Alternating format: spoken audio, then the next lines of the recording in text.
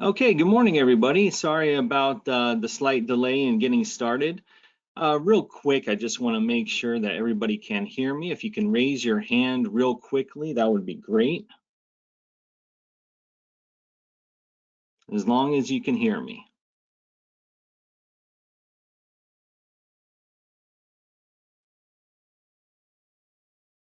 I don't see any hands raised. All right, how about, oh, there we go. Oh, nice. It's because there's so many people. Wonderful. Okay, everyone can stop raising their hands. So glad you can hear me.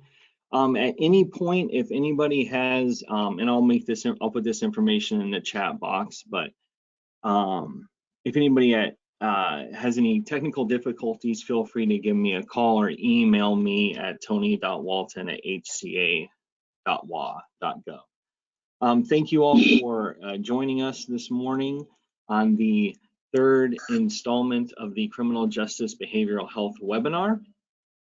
Hold on one second. There we go. Hopefully you can also see my screen. If everyone can raise their hands, if you can see my screen, that would be great, just to make sure that both audio and visual are working today.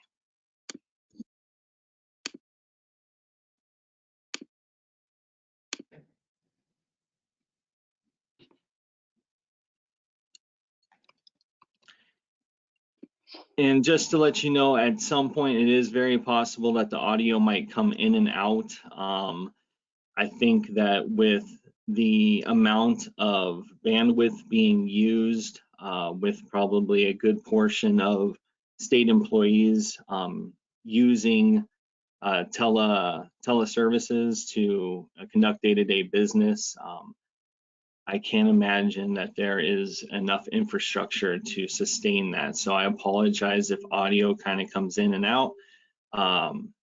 We may do with the best that we can. And I have no screen view. Okay, all right. How about now?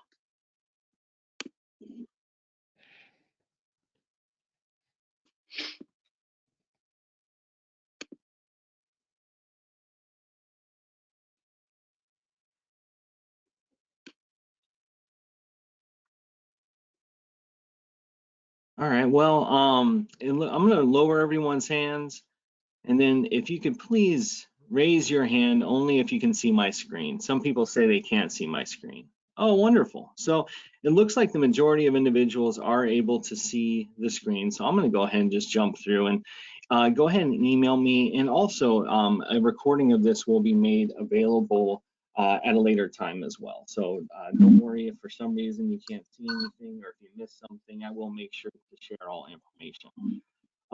For those of you that don't know me, my name is Tony Walton. I'm the Criminal Justice Behavioral Health Administrator with the Washington State Healthcare Authority in the Division of Behavioral Health and Recovery.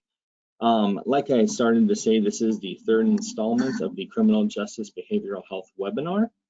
The first one was the sequential intercept model put on by Policy Research Associates. The second one had to do with prosecutorial diversion through the Trueblood program. And today we are talking about law enforcement assisted diversion that was developed by the Public Defenders Association and is currently being technical assistance training and information through the National Support Bureau. So I am happy to say that we have two project directors from the National Support Bureau on the call today, or the presentation today with us, Malika Lamont and Kimberly Hendrickson. I'm going to pass the controls over them in a second, but before I do that, I just want to go over some of the webinar controls that are available to everybody.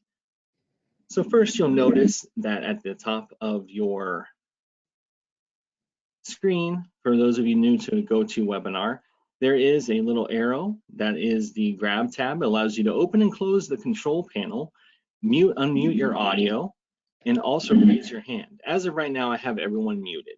So if anyone has any questions, please enter them into the questions pane, which is down here, the little green circle indicating.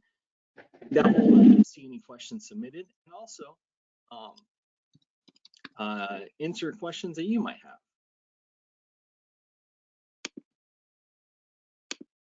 Now raise your hand and lower your hand. I should have shown you this before asking you to do it, but it looks like everyone knows how to do it. Look at that, all those hands popping up. This is exciting. This is fun stuff. All right, now I'm trying to lower everyone's hands, but they keep on coming. We have about 236 attendees, so that's probably why I have to imagine there's a little bit of a lag between the two. Let's see here. So that's raising your hand, and there we go. So I'm going to go ahead and switch the presenters over. Let me check and make sure there's no questions. I can see your screen, no screen, just no screen. Okay, so it's kind of like half and half. Apparently, a couple people can see my screen, a couple people can't. So I do apologize for that.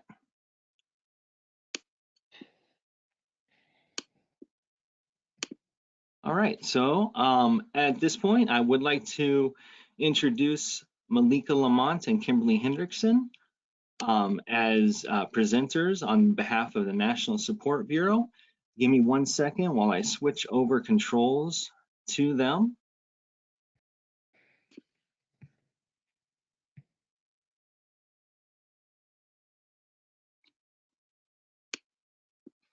Can everybody see?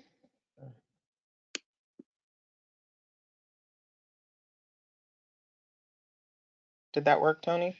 That did work. Everybody raised their hand, so I believe everyone can hear you and see you. I will monitor the question boxes and let you know if anything comes up, but thank you so much, Malika. Great, thank you. Hi, as Tony said, my name is Malika Lamont, and I'm a project manager with the Public Defender Association. We are the place that the flagship Law Enforcement Assisted Diversion program started in Seattle, Washington in 2011, and we are the technical assistance providers for this model nationally and internationally. Today, we're going to be talking to you about LEAD and refining diversion, transforming systemic responses to behavioral health and poverty, and the crimes associated with them.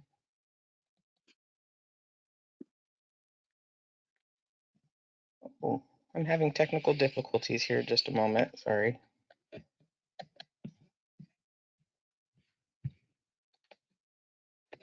Sorry, everybody, my computer is frozen.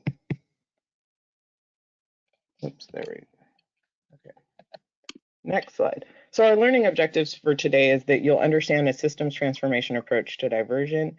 You'll develop an informed foundation to assess LEAD's potential benefits as part of a strategy to address law violations related to behavioral health and poverty. And you'll understand how LEAD engages people for whom clinical services are functionally inaccessible. And you'll understand why long-term field-based, non-coercive harm reduction case management is an appropriate response to people whose unlawful behavior stems from behavioral illness. So the Public Defender Association is a nonprofit corporation founded in 1970 based in Seattle.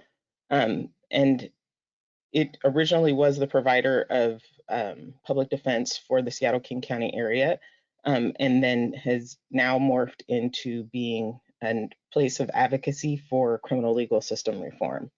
And part of the work that we do, the programs that are housed in the Public Defender Association, is to develop alternatives to shift from a punishment paradigm to a system that supports individuals and community health.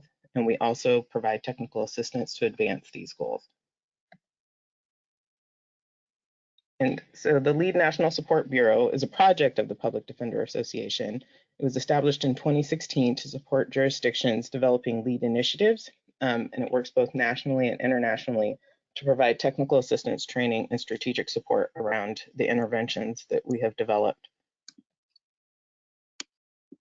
So what we're talking about today is LEAD as an evidence-based model to be a runway towards system change.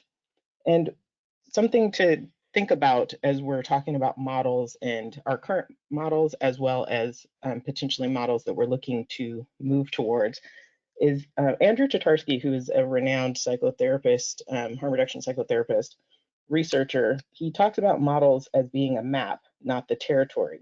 And they're our way of organizing data so that we can, and it helps us think about what we see, how we feel, and what we do, and the way that we organize the information around the populations that we're analyzing or looking at. And oftentimes it creates, as what Leary calls, another researcher, the reality tunnel. And so are our models potentially creating the problems that we want to address? And then are there other models that could help us address the problems that we are seeing in our society? Sorry about that technical difficulty. So I would just ask you to put that lens on as we go through this process together today. So damaging practices and historical legacies, when we think about the criminal legal system in the United States of America, institutional and structural racism are rooted in American society, and they're embedded in the way that we have executed or created and executed our policies and practices around the criminal legal system, and also throughout American life, such as employment, housing, education, politics, and the criminal policies and practices that we prosecute people for. Decades of punishment for the drug war, crack, heroin, marijuana, and other quote unquote urban drugs. And we've seen how that caused our incarceration rates in this country to surge. We have the largest incarcerated population in the whole entire world. So LEAD is a way to respond. So in Seattle, data showed that 68% of the people being arrested for drug offenses related to crack were Black. They only make up 8% of the population at that time. And we could say that that's directly related to, in the 1980s, continuing for decades, low-level drug crimes. In those arrest rates, there were indisputable racial disparities, as demonstrated by what I spoke about earlier. And after a decade of contentious debate, a group of stakeholders asked, what would we do if we made arrest the solution of last resort for drug offenses? And is there a new alternative with which we could approach the way that we do this work? And some of the stakeholders, just to give you an idea of this group of people, it was public defenders, people that work towards advancing civil liberties, community activists and organizers, public defense, and also the prosecutors and law enforcement. So these are the people that were sitting at the table looking for this new alternative. And what if this new alternative could potentially yield better outcomes for everybody? And the result was law enforcement assisted diversion. LEAD was first piloted in 2011 in one neighborhood in Seattle, the Belltown neighborhood. And it later was recognized by the Obama administration and also the Bureau of Justice Affairs. And it has been recognized as an evidence-based practice. It's been studied. It is something that is funded from a federal level, state level, and local level. And currently there are 6 states that earmark funding for LEAD now, including Washington State. So the essence of LEAD is to divert people. Excuse me, sorry. I just realized that you probably all can see this thing that's covering up my.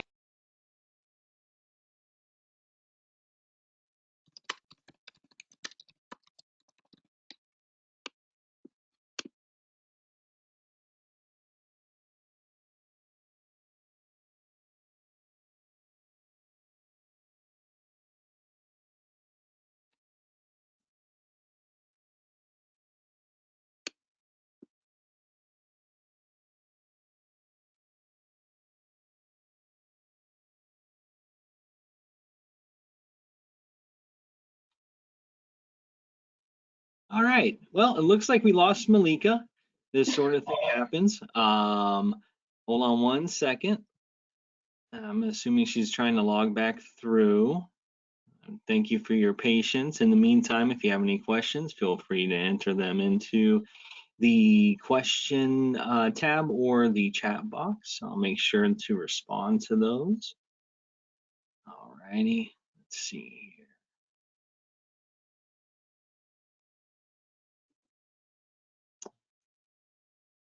And the presentation was going so nicely too at that point.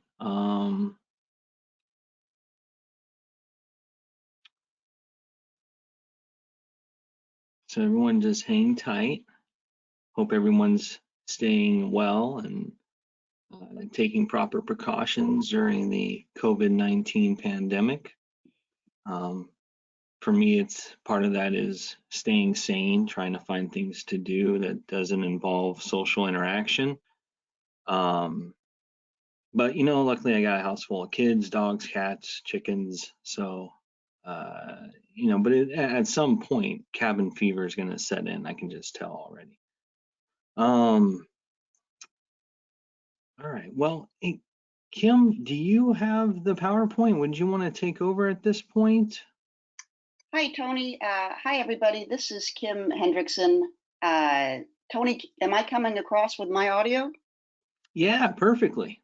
All right, that's terrific. So I am definitely the new kid on the block when it comes to LEAD. I joined the National Support Bureau in the fall.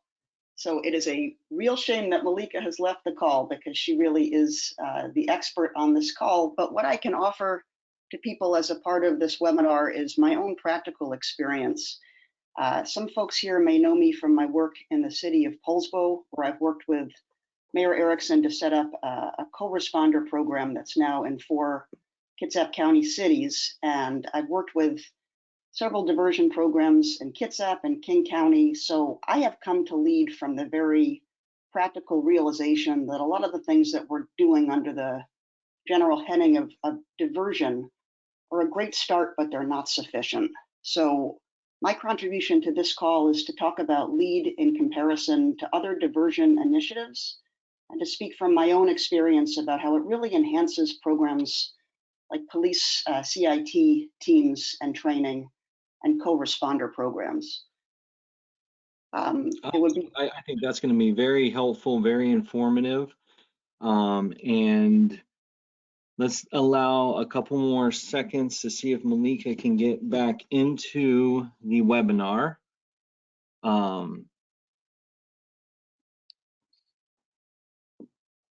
And I don't see her name here. There are some questions that Kim, maybe you can answer in the meantime. One question came from Susan Weisberg. If you can talk about how LEAD programs are adapting their work with clients during the COVID-19 pandemic. Oh, what an important question. It's something that has been affecting the work in Kitsap County on a whole range of different field-based programs, and I'm sure it's affecting many LEAD sites in King County and across the country as well.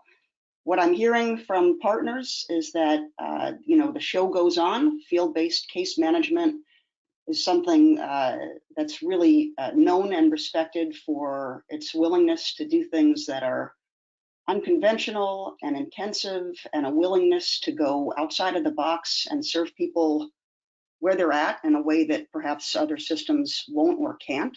So what I'm hearing from some partners is that case managers are continuing to meet with clients, continuing to try to address their needs while practicing, of course, social distancing and other precautions. One of the most serious obstacles that I'm finding in Kitsap, where we don't have a LEAD program, but we have several other diversion programs, is that many of the services that we rely on are either closed or have become very limited in their offerings. So I'm seeing that case managers are continuing to do their work, but a lot of our partners and a lot of organizations that are necessary to help our clients are not operational or operational on a very limited basis. Thank you very much. And another question while we wait for Malika to come back. And if she's not able to come back, I do have a copy of her presentation and I can just kind of wing it. But I don't think that would be as informative or as well done as Malika. But several questions have come in about what is CIT, and I believe in this context, Kim, can you speak to that? Oh, goody. That's something where I do have a little bit of expertise, so I'd be happy to try to answer that question. So CIT stands for Crisis Intervention Team, but in many places around the country, it's been mistakenly understood as simply crisis intervention training. CIT developed in Memphis in the late 1980s in response to a fatal police shooting of an individual with behavioral health issues.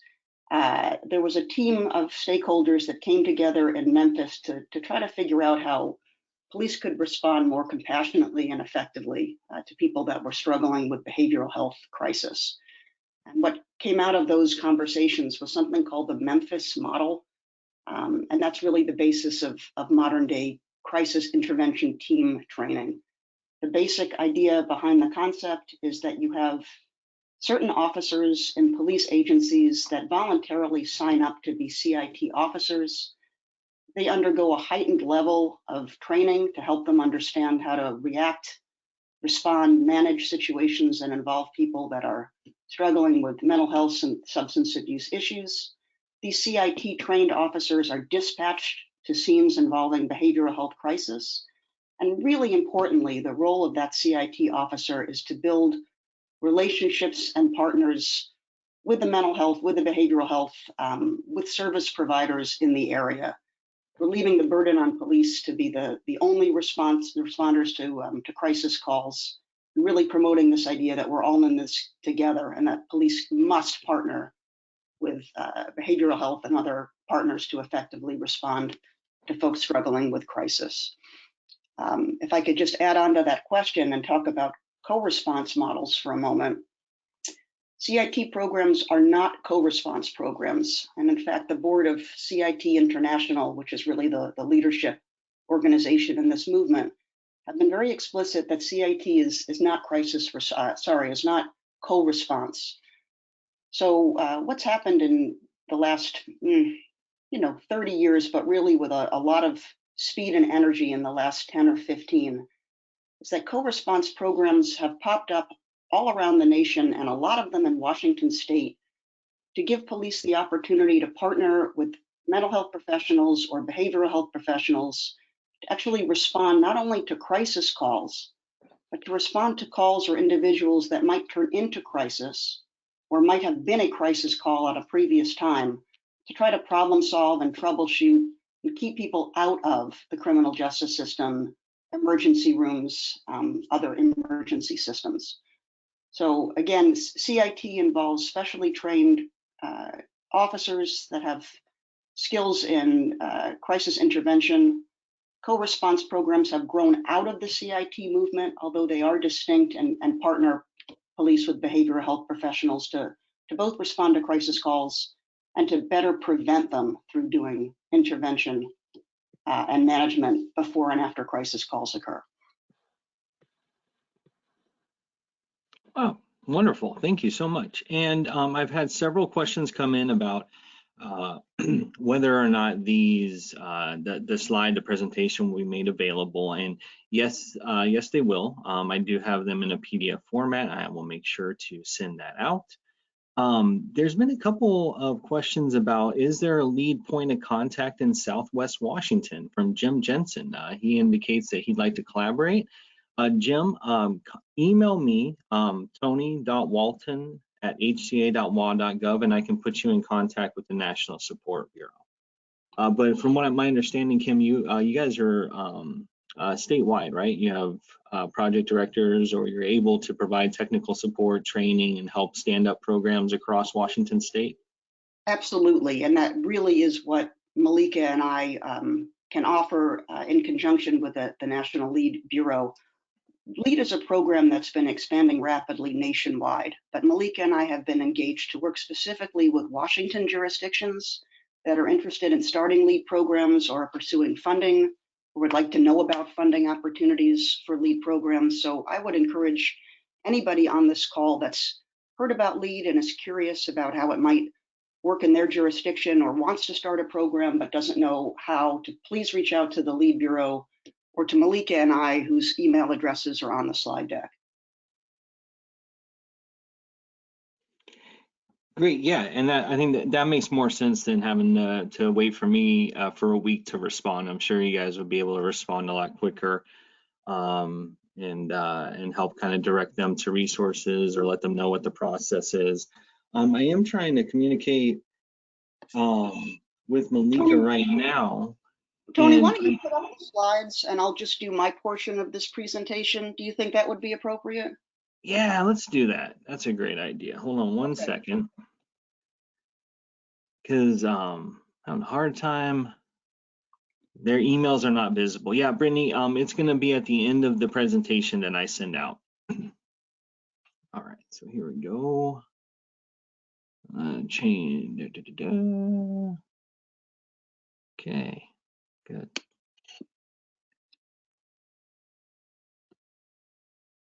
All righty.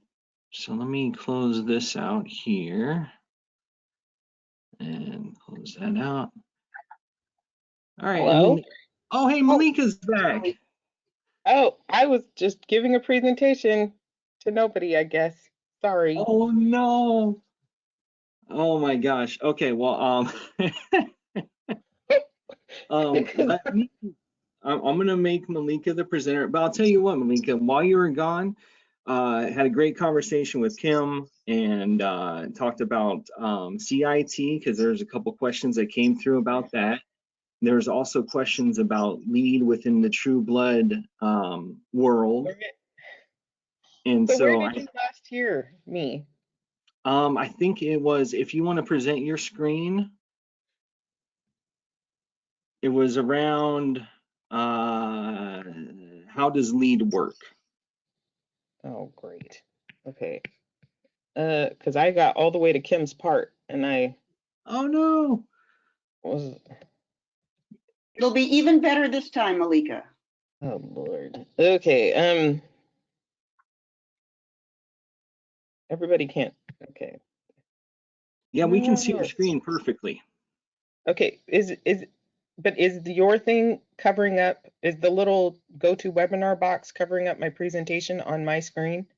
Nope. Oh, okay, that's what I think.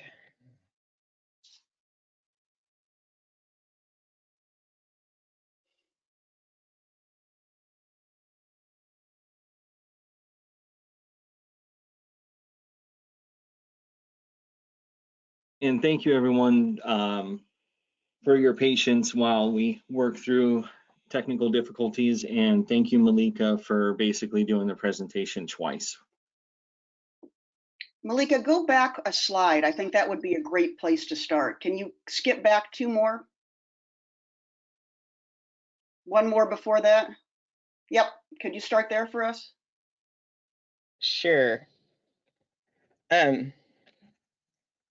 Okay, you guys, hopefully this is going to be as good it was as the last time when I was doing it by myself. Oh, all right, so here we go. The keys to lead are, the lead approach is, and model is rooted in evidence, stages of change, harm reduction, it's peer focused, client directed, and long-term case management. The goal is to divert people out of the justice system, not into mandatory treatment or to specialty courts, judicial supervision, or deferred prosecution. The only requirement for a participant in LEAD is to complete the psychosocial intake and sign a release of information within 30 days for populations other than Trueblood. Case management is field-based, not office-based. Case managers need to go into the field, into the places where people are living and existing, and also engaging in behaviors. It is a slow start as expected. Services are not contingent on performance. I apologize for my dog barking in the background. And nobody fails lead. We operate within a harm reduction model. We recognize the stages of change. And with harm reduction, recognize one of the most important tenets is self-determination and recognizing that people move through these 6 stages of behavior change in a self-directed way, and that we are there to support them, because another major tenet of harm reduction is that we do not leave people behind. And we recognize that people did not get to the place of being referred to lead because of behaviors that have only been going on a short time. Usually it is a lifelong progression. And so moving through the cycles of behavior change doesn't happen quickly for people. And it's not necessarily completely always a reflection on those delivering the service. It's that the process takes time. So pre-contemplation, contemplation, preparation, action, maintenance, and lapse. We recognize that those are all stages of behavior change. And we hope that, and I intentionally use the word lapse because we recognize that with proper supports in place, ideally a person is not going back to where they started from, that they have the support in place to be able to move forward from where they are now. How does LEAD work? So within a scenario, you're presented with an arrestable defense. An officer can instead offer LEAD as an alternative to arrest and booking. And then officers are also authorized to make social contact referrals. The social contact referral was actually born out of the way that police were engaging with this model. They had people running up to the van in downtown Seattle with crack in their hand because they wanted to get into services. And the officers asked, can we create a mechanism so that people don't have to break the law and get arrested in order to be able to get access to the services? If we know that pretty much any time this person could be engaging in a behavior that would lead them toward a LEAD referral, and that just doesn't happen to be the moment that we see them, can we still refer them into the program? And so that is how the social contact referral was born. If a person accepts, an officer does a direct handoff to case management in the field. The case manager does immediate triage at the scene in the field and begins to form a relationship with the individual that has been referred into service. The case is diverted entirely out of the criminal legal system. The criminal filing is not pursued. If a release of information is signed and an intake assessment is completed within the first 30 days for participants other than those that are in the Trueblood population. And we'll get into that more further along in the presentation. So the crucial functions that needed to be funded for any LEAD program and are project management or partnership management. And this should be an independent entity that is arm's length from all other partners within LEAD. And then also there needs to be outreach and screening capacity, case management, flexible funds for client needs, project-specific prosecutors, and data and administrative support.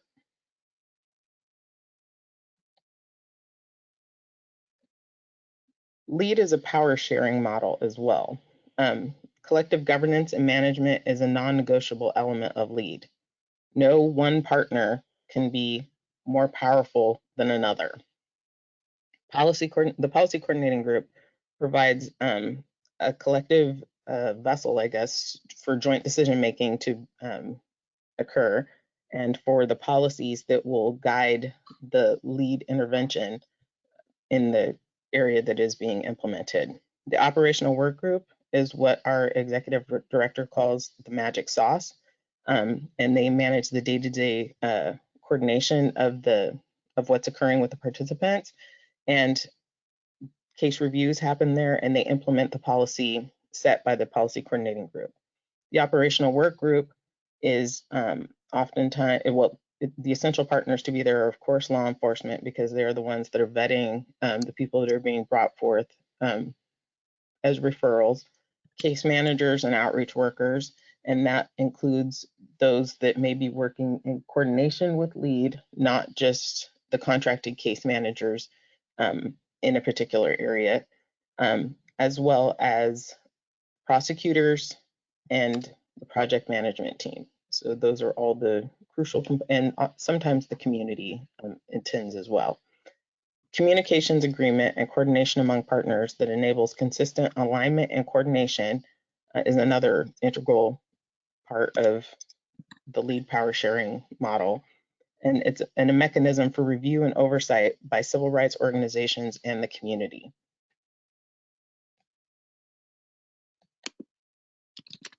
LEAD isn't a quick fix, as I said before. People do not come to the place of having profound behavioral health issues quickly. It's a lifetime progression, and LEAD is a more complicated than the other light touch alternatives in the system, and it's a complex response to complex issues. As a multi-agency whole system initiative, LEAD requires new ways of doing things, power sharing and commitment amongst multiple agencies. Fidelity to the LEAD model is key to successful replication. Strong and independent project a strong and independent project manager is essential, and they must understand the model, steward fidelity, build positive relationships, and excel at both strategic and operational skills. What really sets LEAD apart is that it is collective case coordination. Operational partners meet 2 times a month. Those are the operational work groups in order to problem solve around specific individuals that may be struggling at that particular moment, and that each element that is at the table has a different perspective in order to be able to address the needs that are manifesting in the behaviors of the individual that you're discussing. And then also that the original diverted case does not proceed to court, but we recognize also that most LEAD participants have cases both pre and post entry into the program, and prosecutors reconcile such cases in each person's individual context, and the officers coordinate about what to do about subsequent offenses. And that is what is really quite different than the system as usual. The system as usual would be that the person just continues to get arrested and booked, and the exact same thing happens, but there's nothing happening in the interim in order to try and meet the needs of the individual and the community. And there isn't that intensive collective case coordination and communication that's happening between all the different partners. And judges can continue cases, grant prosecutors release motions, and it operates in collective case management requires that all of us operate outside of a compliance framework only, recognizing that the individual's behaviors and their situation can be, that's what you're seeing happen out or play out with a person's behavior is actually a symptom of how all of the things that have brought them to that point. And what can you do then through that collective case management coordination to actually hopefully address some of those conditions so that that behavior is really addressed in a meaningful way for the person and the community, and it's not just system as usual. And Kim is going to talk to us now about how LEAD differs from and enhances other diversion programs along the intercept. Great, Malika, thank you so much. As I mentioned before, Malika is really the subject matter expert about LEAD on this call, and I'm very honored to be here presenting with her. I think my usefulness to people listening to this webinar is my practical perspective. I've worked with many diversion programs, including my own pilot LEAD program in Bremerton. So what I can bring to this conversation is a very practical sense of how diversion works on the ground for the people it's trying to serve, and unfortunately how it often doesn't work, and the disconnect that I've seen personally between plans and application descriptions and what actually happens to the people that we're trying to serve. So if you go to the next slide, please. So what I've tried to do here is present you with an incredibly simplified, unjustly simplified slide of some main diversion programs that have gained prominence in the last 20, 30 years, just to give this conversation a bit of context. This in no way is intended to be a comprehensive list of diversion programs in this country. It's just intended to give you a sense of the general categories that occur before sentencing, pre-sentencing programs, although that Trueblood program on the far right of your screen presents an interesting and possible exception. Let me go through these different main categories of diversion approaches, again, in a very quick and simplified way. One of the questions that came in, Malika, when you were making your alternative universe presentation was about CIT programs, which, as I mentioned, started in Memphis in the 1980s.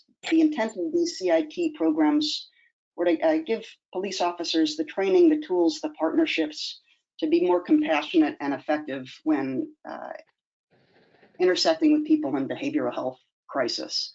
I also mentioned in response to the previous question that I've seen CIT programs change and evolve into co-responder programs in that fourth column.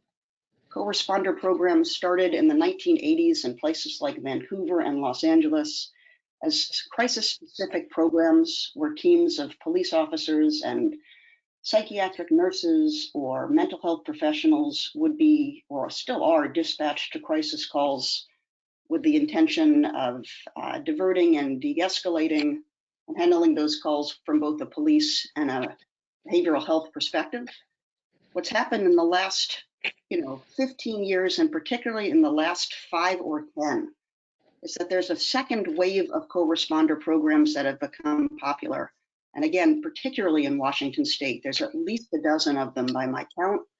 The idea that police/behavioral health partnerships can and should respond before crises occur or after crises occur. They should not be restricted simply to crisis situations. Another diversion approach that is very prevalent and also quite informal is the varied model of prosecutor-led diversion.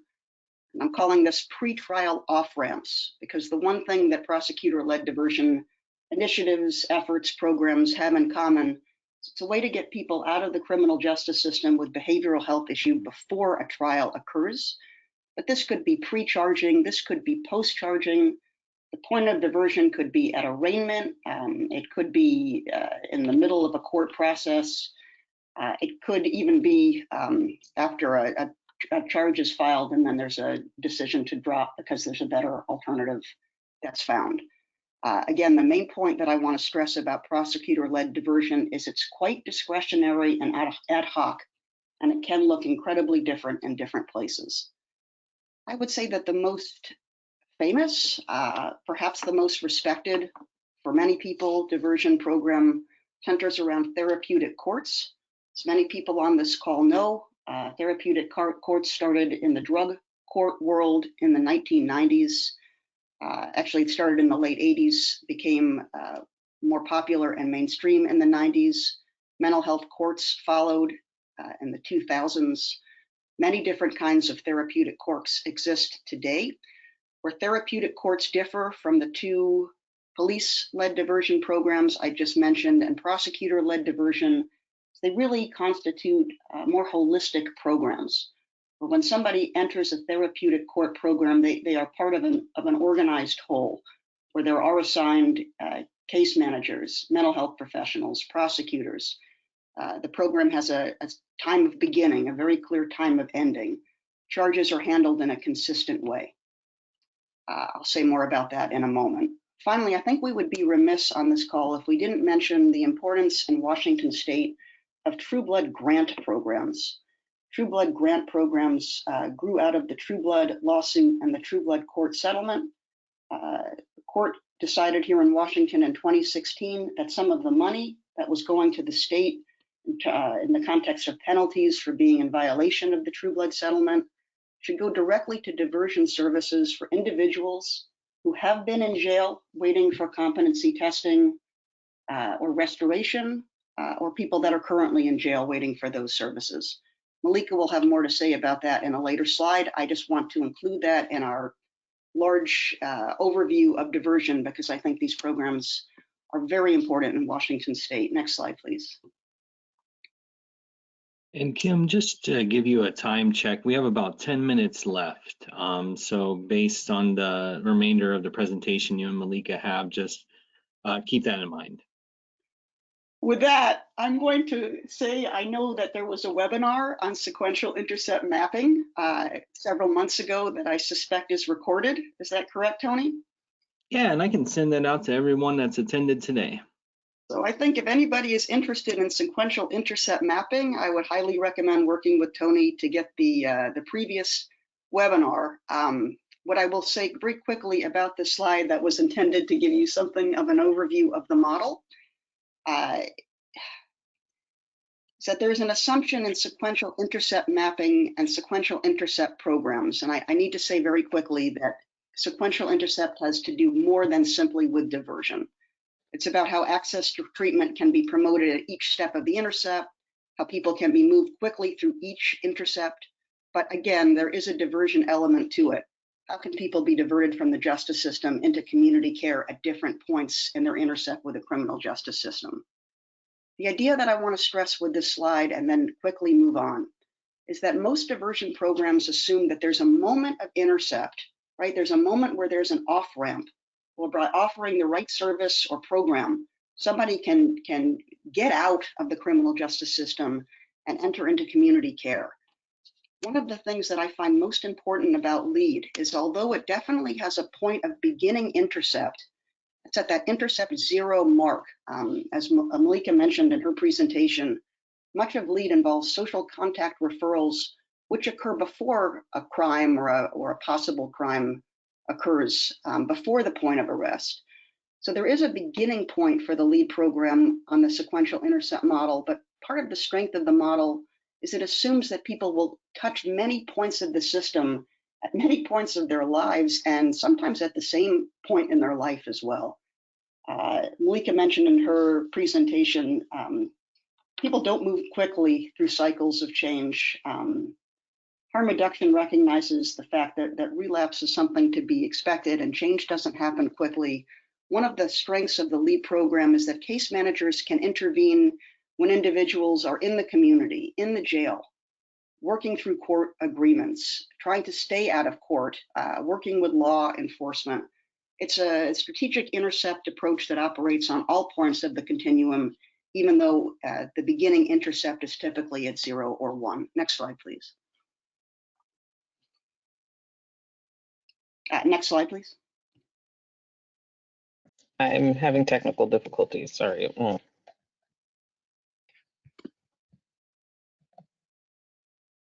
Okay, thanks so much, Malika. I want to make sure I say this clearly so I'm not understood. Diversion programs in all of their forms are worth our respect, our improvement, taking very seriously. I think being critical of diversion programs runs the risk of discrediting the important project of diversion, and that is something that I don't want to do. However, as I mentioned in the introduction to my presentation, I am somebody with practical experience trying to get people with behavioral health disorders care and assistance through diversion programs, and there is a depressing disconnect often between how programs are designed and how they actually work on the ground. What I want to talk about very quickly is some of the shortcomings in diversion programs, again, with that larger framework of respecting the work that many people in these programs do and the importance of the attempt that they're making. Critical question I think that we need to ask when assessing diversion programs is what happens next question and the who is being served question. My point here in this slide is that diversion, even though it's incredibly well-intentioned, is often very short-term and limited to a particular subset of individuals with behavioral health issues that are looking for or in need of assistance. When I talked about police-led diversion programs like CIT teams or co-response teams, they tend to be crisis-focused, or even when they're non-crisis focused, they're very much about problem solving, taking care of a particular issue, getting somebody to care in the moment. They're not designed as long-term programs. And when we talk about prosecutor-led diversion, and please forgive me for generalizing, there are many variations. They're highly variable, they're highly discretionary, and individuals are often on their own to satisfy requirements for evaluation or treatment that prosecutors put in place. It's very difficult for people that have been struggling with issues on a chronic basis, co-occurring conditions, have 1,001 obstacles to care, to be left on their own to satisfy court diversion agreements without support systems in place. And I'm afraid sometimes prosecutor-led diversion sets people up for failure. Therapeutic courts, as I mentioned before, are the gold standard for many people in terms of diversion, and they certainly deserve our respect for the incredible work they do for many people. But the who is being served question is critical here. There are many people that do not have the organizational capacity to participate in highly structured therapeutic court programs, which typically involve getting to a court, satisfying court requirements, meeting in an office-based setting with behavioral health professionals, fulfilling abstinence-based requirements. Again, therapeutic courts are terrific for some people, but I think it's important for those of us that are interested in diversion to keep coming back to that question about what about the everybody else? What about people that are engaged in recovery that looks different than conventional court-based or abstinent-based recovery? What about people that don't have the capacity to get to a courtroom on a regular basis? I could speak about this longer, but I won't for the sake of time. Next slide, please. What I'd like to stress here is that LEAD enables a collective ongoing response, a different kind of diversion than other programs and initiatives that I've been talking about during my presentation. I don't have time to give justice to all the ways that LEAD is different from other diversion approaches. And I certainly don't want to say LEAD is a quick fix. Malika made it very clear in her earlier slide that there's a long time horizon when people get involved in LEAD, and no one has failed from the program, and there is no end date to the program. We are in it with people for the long run. The different approach that LEAD takes to diversion involves a collective strategy where there are many players across systems that are looking to enhance outcomes for individuals that have frequent contact with the criminal justice system. But I think most importantly, it's an ongoing response that understands that change happens slowly for many people. And there are many barriers to care that make conventional office-based or court-based treatment plans simply out of reach for some of the people we most need to serve. Next slide, please. Okay, important point, and this I'm speaking from personal opinion. LEAD is not and should not be considered a replacement from other diversion programs. I think what you might have deduced from my quick presentation is I see LEAD as solving problems that other diversion programs can't. However, I don't think that LEAD should be seen as a replacement or an alternative, but it's better understood as an enhancement or a complement to diversion efforts that are already happening in our communities. It expands access to care for more people. It brings care out of an office-based clinical environment and into the streets for people that can't access outpatient care in conventional ways. And most importantly, it's ongoing and recognizes the need to stick with people through the different stages of change that Malika talked about. It's not a one and done or a quick problem solving approach, but a real frank recognition that a lot of the people we're trying to serve through the LEAD program need ongoing care and support. Malika, could you say a few things about the Trueblood program?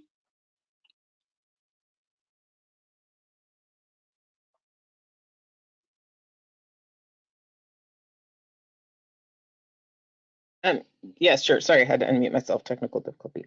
As Kim mentioned, you all, and I think many people are very familiar with, Trueblood was about being able to work with that whole decision and the resulting court situation and the money that has gone out to communities was about being able to work with the competency-based population in a way that was better than what has been business as usual, where people are put into hospital settings and then they're overcrowded.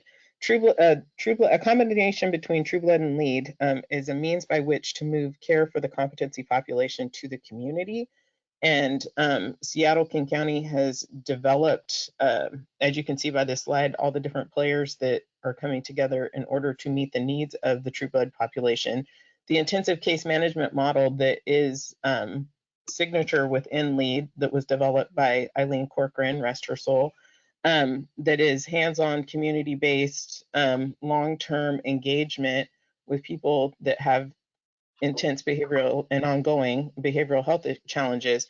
And so the Public Defender Association in Seattle has been the coordinating body between with what we do already with LEAD, with law enforcement, expanded clinical services, prosecutorial department partners, and community involvement. And we're laying that framework onto a response for the Trueblood population. There are a few things that were altered, recognizing that when you're working with people that have these really intense needs, that there may be a longer lead up engagement with people to get them to be able to sign documents and so that release of information and that go through the treatment planning process. So some of those timelines have been extended beyond the 30 days that is typical with the LEAD approach. But it is a mechanism by which to have ongoing engagement with people and begin to meet those needs for this really high needs population.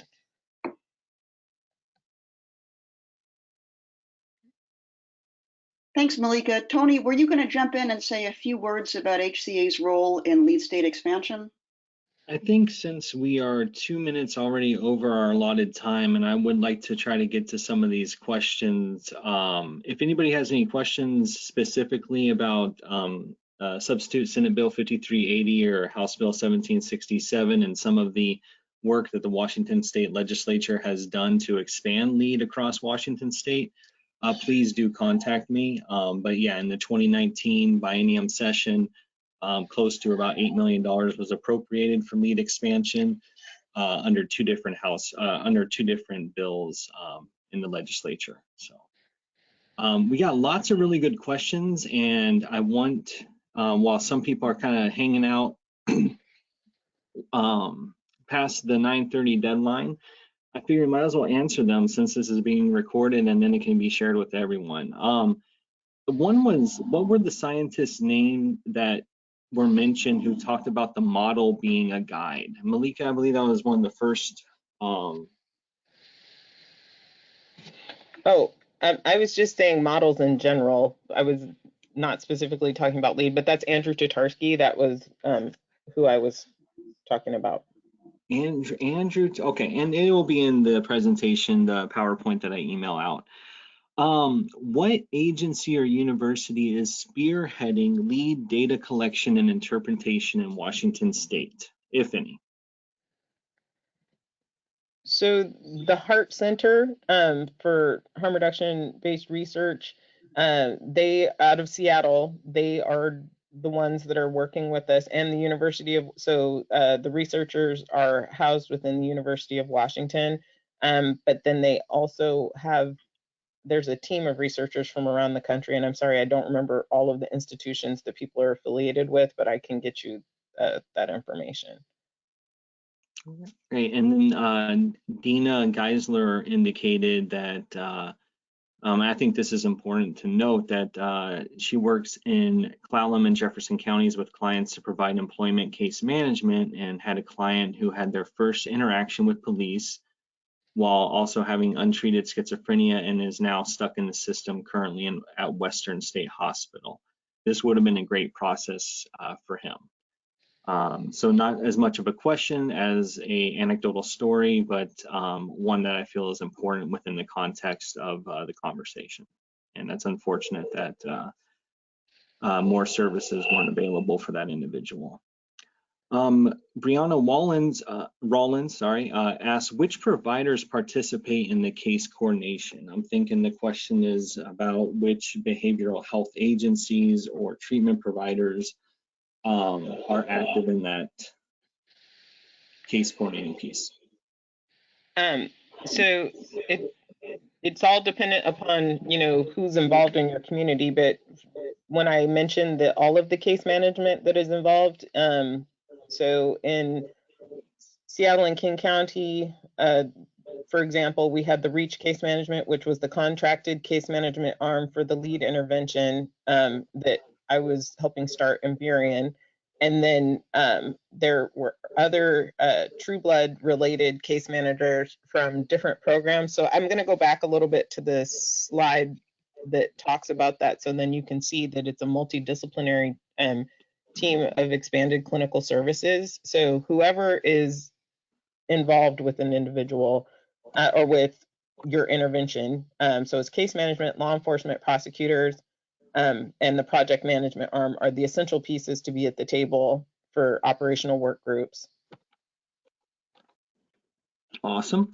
And then one question asks, are LEAD services offered to youth and minors, or is it adult specific programming? The interventions in Washington State are adult specific. They're Naja Morris, who is the director of the LEAD National Support Bureau. She helped work with a program that was very unique and it took a lot of intensive and integral planning in Texas, but it is not something that has been replicated for youth populations, generally speaking. Okay, thank you. Hold on one second. Can you share how you measure success for LEAD participants? How should communities using LEAD evaluate their programs to ensure they are serving the LEAD participants in the best manner possible? Are there metrics used across all communities? And that came from Kim Goodman.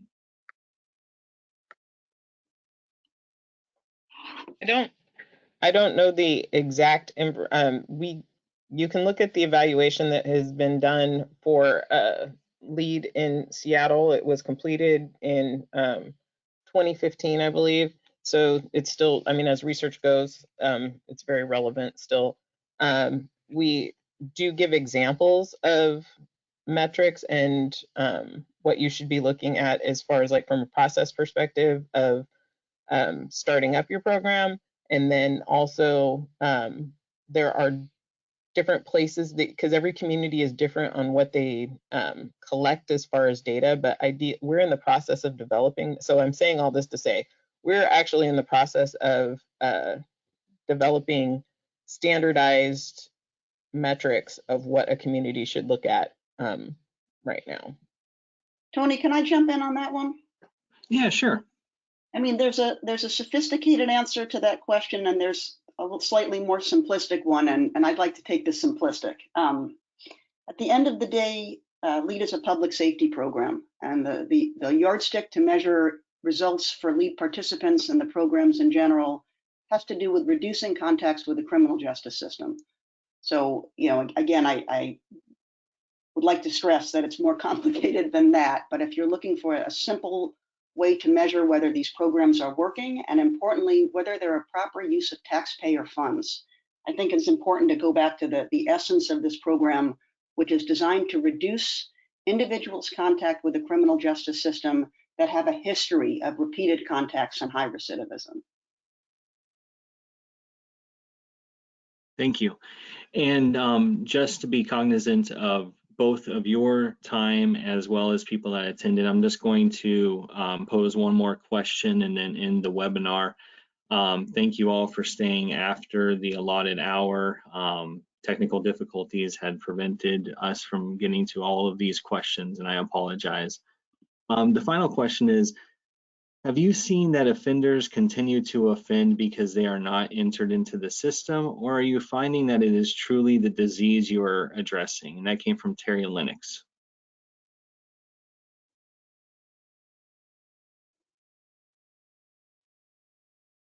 We are seeing that. Oh, go ahead, Kim. No, I'm going to just jump in with a practical perspective of what I saw managing a LEAD program in Kitsap County and running co-responder programs. What I am seeing overwhelmingly to be true is a disconnect between services that are available and services that people need. So, you know, on the topic of, you know, why do people continue to offend? The answer that I'm seeing from a county that has some terrific programs, but some significant gaps. We don't have enough field-based assertive case management. And without that critical piece that LEAD provides of giving people ongoing, intensive, really client-centered care, the barriers are just too high for many people to make behavioral change. And with that, I think that's a perfect note to end the webinar presentation on.